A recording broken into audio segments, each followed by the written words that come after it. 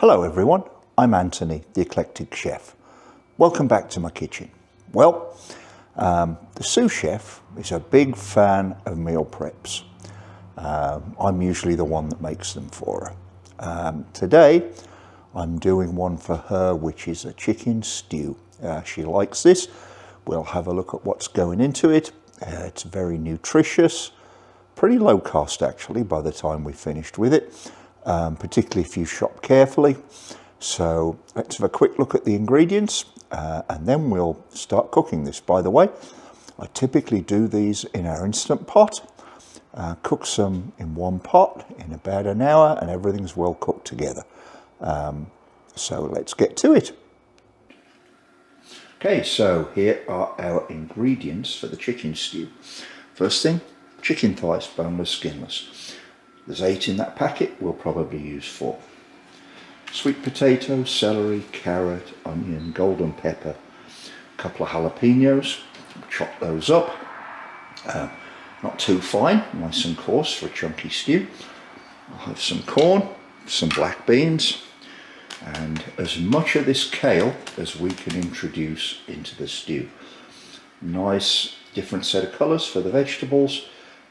All bringing some different nutrition to the mix. The liquids added will be some of our homemade dashi, which we always keep in the fridge, and that's the container. It's full right now, won't be soon. And we're going to add some Shaoxing rice wine. That is newer Hong brand, Daughter in Red, which is the brand we typically prefer to use in our cooking.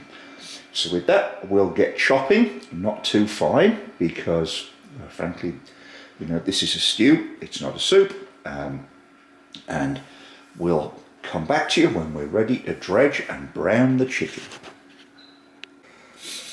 Here we have the chicken breasts, which we've dredged in flour generously. We're now going to brown these in the Instant Pot on saute function. We like to add a little flour,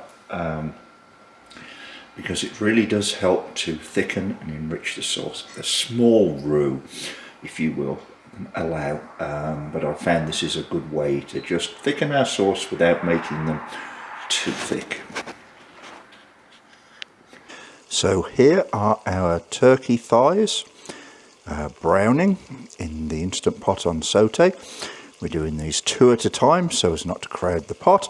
We'll flip these in a minute, brown the other side, cook the other 2, then dump the veggies, the liquids and all the other fixings on top.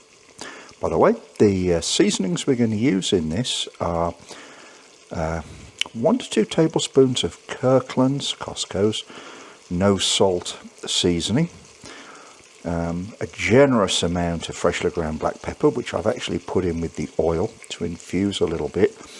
And we'll have a couple of generous teaspoons of garlic and ginger paste. To the vegetables, I did add a large tomato. We had some in the fridge, and it always makes a pleasant and healthful addition. So, here's our Instant Pot with all the chopped up vegetables added, the garlic ginger paste, the Kirkland seasoning, a tin of corn, and a tin of black beans, which I rinsed, by the way, and we don't add the juices from the tins to this. We buy and use no salt added corn and beans, and there is no salt added to this dish. You know, my adage with salt is you can always put it in, but you can't take it out. And I'll be blunt and tell you, I shudder sometimes when I see how much salt some of the people who I otherwise dearly admire on YouTube adding to their dishes. You just don't need that much, it's not good for you. And the Sous Chef and I really do try to minimize the salt in our dishes. So with that, there's 1 cup of my dashi, kombu, katsuobushi and shiitake dashi, and 1 cup of Shaoxing rice wine.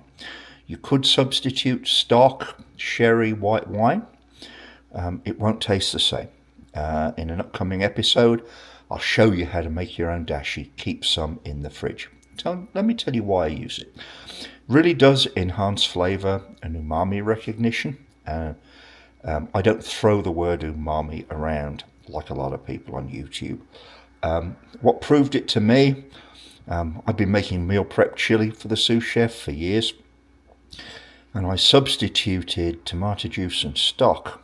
Excuse me, I substituted dashi for tomato juice and stock one day in her chili, which without prompting she then proclaimed was the best tasting chili she'd ever eaten.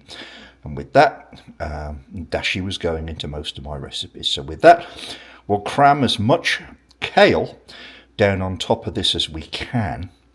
Probably cook this for 45 minutes. It will shrink down, which will allow me to get a little bit more kale in. Kale, of course, is a nutritional powerhouse. It doesn't wilt, as well as a lot of other greens do, but it is good for you and it's tasty. So we don't want to overload our Instant Pot. We'll press this stuff down, get as much kale in as we can, and we'll cook this on high for 45 minutes. See you in a little while. So here's how the chicken stew looks after 45 minutes on high in the Instant Pot. You'll see that after we've given it a stir, the chicken thighs now break up, which means we're nicely distributing that £1.5 pounds of chicken amongst the portions. So we're going to add some extra kale, give this another 20 minutes, and then we're done, ready to serve and eat for at least a week on this. Okay, so here's the Sous Chef's chicken stew. 1 hour and 5 minutes in the Instant Pot. This will keep her going for a few days. Lovely mix of vegetables, proteins, fibre, antioxidants. This is good stuff, and I'm glad she enjoys it. I hope you do too. Thanks for watching. Please like and subscribe if you enjoy this sort of content.